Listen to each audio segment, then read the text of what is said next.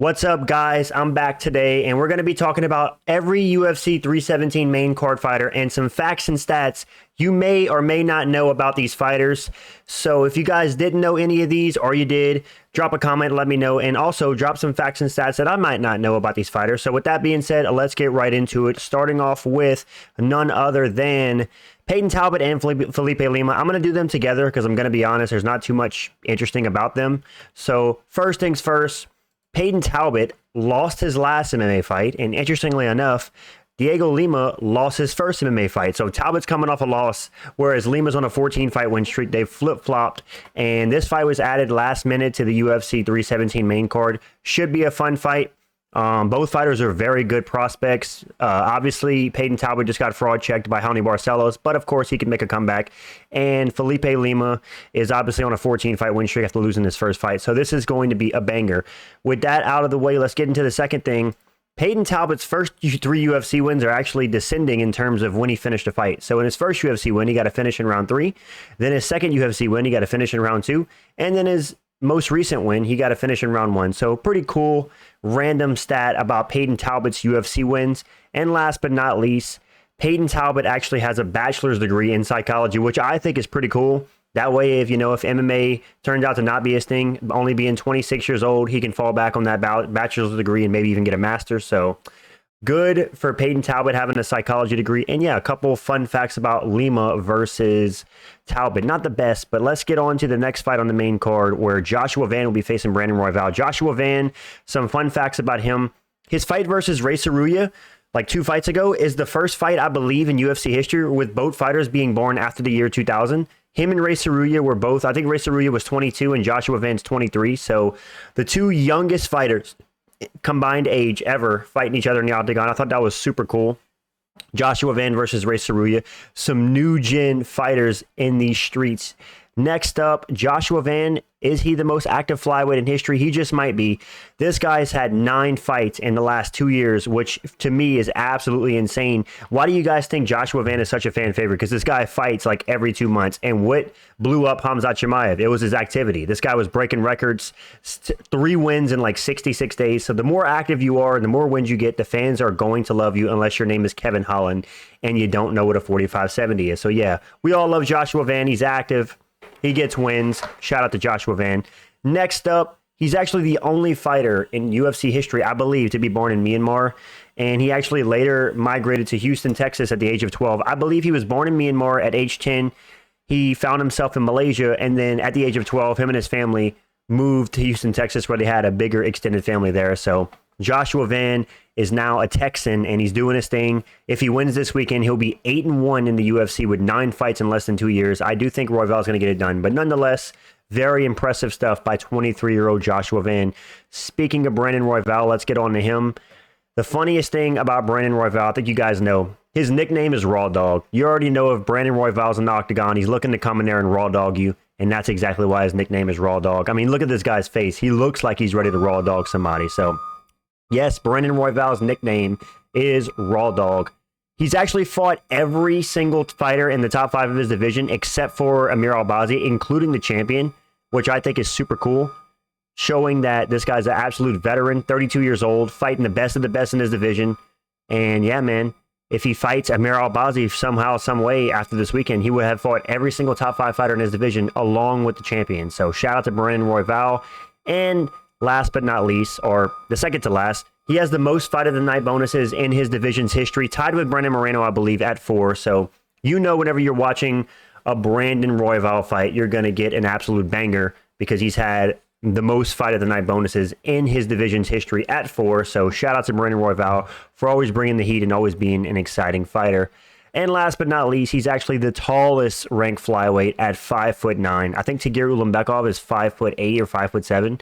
So yeah, that puts Brandon Royval as the tallest active ranked flyweight at 5'9". Nobody else is as tall. So this guy's height mogging everybody in his division. Let's get on to the next fight, which is going to be Renato Moicano versus Beneil Dariush. Couple interesting facts about Renato Moicano. Starting off with him and Beneil Dariush are actually both born in May of 1989. I know Beneil Dariush looks like he's 60 years old, but he's actually also 36, just like Renato Moicano. I think Beneil Dariush might be like 2 weeks older. So that's pretty cool. They're nearly the exact same age, out of the same era. They actually both also have 6 UFC losses. Beneil Dariush, I believe, is 18-6 in the UFC. Renato Moicano is 12-6. So that's pretty cool. They also both have a 72-inch reach. Man, on paper, is this a mirror matchup? How crazy. Both 72-inch reach. Both 6 UFC losses. Both born in May of 1989. And another fact about Renato Moicano is actually half of his wins are by rear naked choke, which is pretty cool. 6 of his 12 UFC wins by rear naked choke. So you already know if this guy takes your back, you're probably going to sleep. And yeah, man, that's always a potential if you're watching a Renato Moicano fight. And last but not least, he was actually undefeated when he entered the UFC. His first UFC loss was to Brian Ortega by a submission. A lot of people don't know that. People forget, man, Brian Ortega submitted Renato Moicano. So that is pretty cool. Let's get on to Beneil Dariush himself, the GOAT, the man, the myth, the legend. Beneil Dariush has actually been brutally KO'd 4 times in his UFC career, which is actually kind of crazy. Dariush obviously been in the UFC a long time, but man, this guy's had some tough losses because whenever Beneil Dariush gets finished, he gets brutally finished. He's been KO'd brutally by Edson Barboza, by Alexander Hernandez, by Charles Oliveira, and by Arman Tsarukyan, getting put out cold pretty much in all 4 of those fights, showing that, man, when this, like I said, when this guy gets finished, he is finished. So let's see if his chin will hold up this weekend. Next up, he's actually, in the last 7 years, he's only lost to the number 1 ranked and number 2 ranked in his division. I spelled 2 wrong, forgot the W. Either way, he's only lost to number 1 and number 2, Arman Tsarukyan and Charles Oliveira in the last 7 years. Granted, he's been a bit inactive, but I think that's pretty cool that Beneil Dariush has only lost to the best of the best. Before losing to those 2 guys back-to-back, he was actually on an 8-fight win streak. So, yeah, man, I think people are underrating Dariush against Moicano. Moicano's not a knockout artist, and if you can't knock out Beneil Dariush, ain't no way you're out-grappling him. So I am going to be picking Beneil Dariush this weekend. 2 more things by him. He was actually born in Iran and moved to the USA at age 9. So people forget, man, Beneil Dariush is actually an Iran native. Well, he was whenever he was born. And obviously him and his parents moved to the USA at age 9 when he was age 9. And he obviously had to learn English as he did not know how to speak English. So pretty cool how his life has transpired to be one of the top UFC fighters. And last but not least, Moicano and Dariush actually have a combined 12 UFC losses, and 11 of those are by finish. So whenever Dariush or Moicano lose, it's typically by finish outside of 1 fight. So you can expect a finish. Whoever loses this weekend is most likely going to get finished because these guys are allergic to losing by decision. And yeah, so that's some facts about Beneil Dariush. Let's get on to the co-main event, where Kai Kara-France versus Alexandre Pantoja. Starting off with Kai Kara-France. He's actually 0-3 against the Brandons in his division.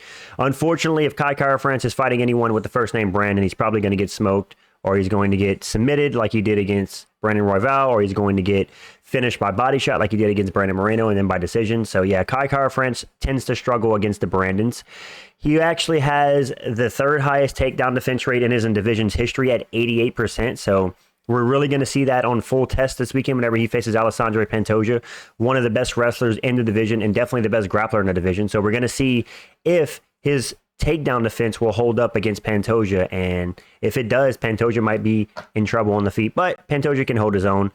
He actually beat the last 2 guys to arguably beat Pantoja. Well, not arguably. Askar Askarov beat Pantoja, and then Kai Kara-France got a win over Askar Askarov, and then Pantoja arguably lost to Erceg in a lot of people's eyes, and then Kara-France went on to knock out Steve Erceg. So that's pretty cool if you like to do some MMA math. You could say, well, Pantoja nearly lost to those 2 guys, and Kai Kara-France smoked them both. So we know MMA math doesn't work, but it's fun to look at.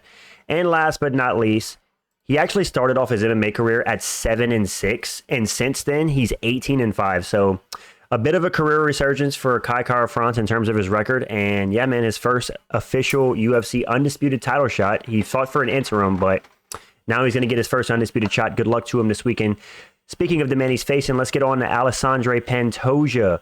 Starting off with, he's actually 9-0 against the current top 10 of his division. So dominant. He has 2 wins over his number 1 and number 2 contender. We'll talk about that in a second, but yeah, man, Pantoja is clearing out his division. If he beats Kai Kara-France again, it's like, what is left for this guy? Unless Joshua Van were to win this weekend, then that'd be a fresh matchup. But man, Pantoja is doing a great job at clearing out his division. But he cleared out a lot of his division before he was even champion. Either way, he's actually 4-0 against the Brandons in his division. So opposite of Kai Kara France, he's 4-0 against the Brandons, which is pretty crazy. Technically 5-0 because he beat Moreno in the Ultimate Fighter, and then he beat he beat Royval and Moreno twice in the official UFC, and he also has a win over Kai Kara France on Tough as well. So, man, Pantoja has been beating these guys forever. Kind of crazy that he's 4-0 against the Brandons, who are also the number 1 and number 2 contenders in his division.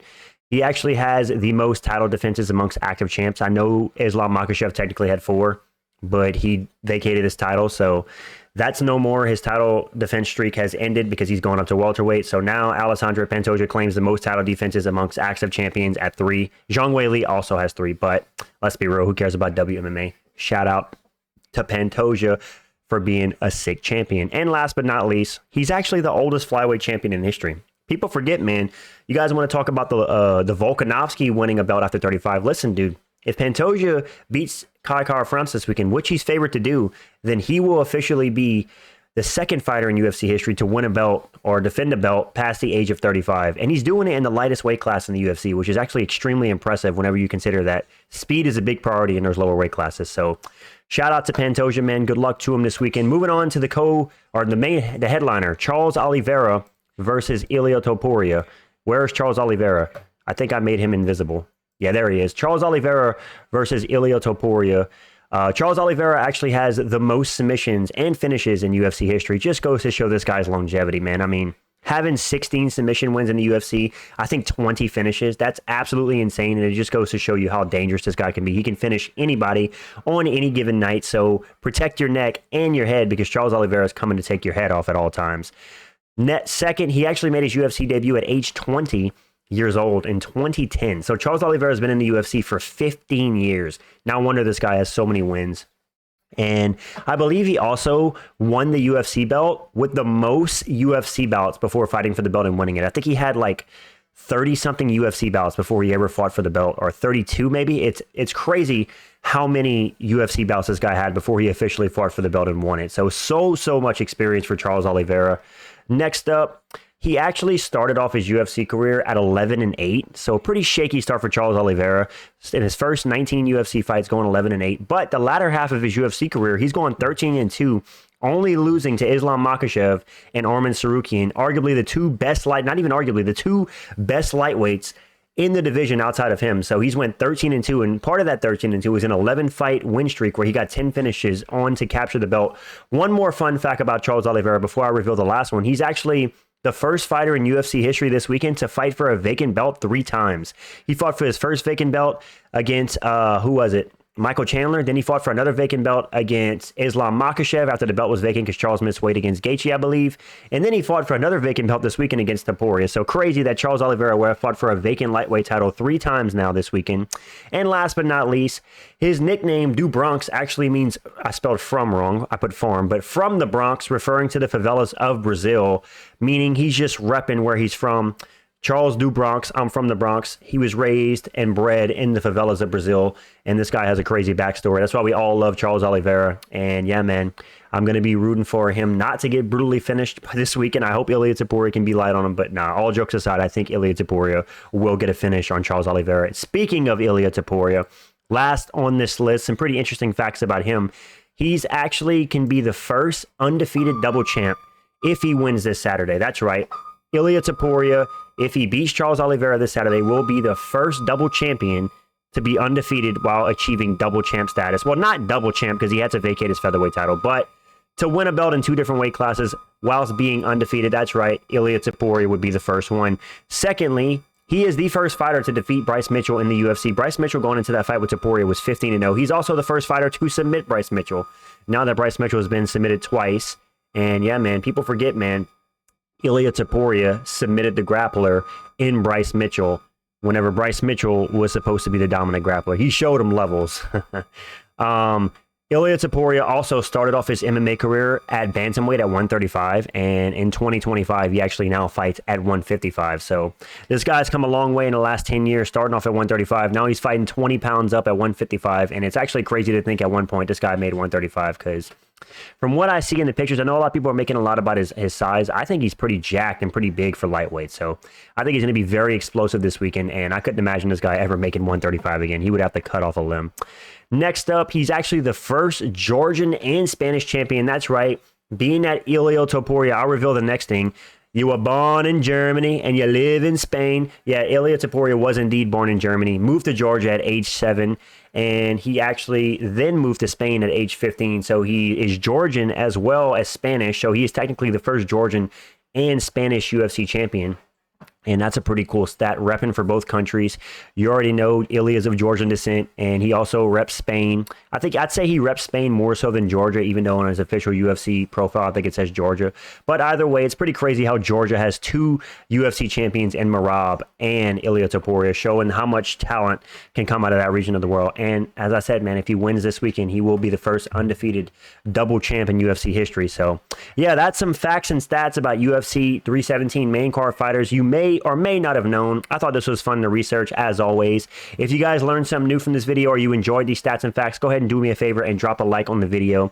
I also apologize for that loud screeching noise in the video. I had some appliance in my kitchen in the background being annoying. Either way, drop a like on the video if you guys enjoyed. I'm out, and deuces.